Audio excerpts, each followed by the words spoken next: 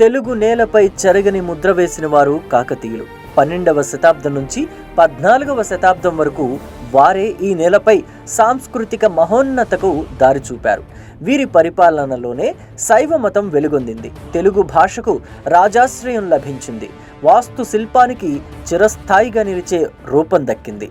గణపతి దేవుడు పాలించిన కాలం సామ్రాజ్య విస్తరణకు నిలకడ.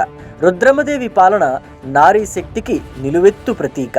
వారు నిర్మించిన దేవాలయాలు రామప్ప, 1000 స్తంభాల గుడి.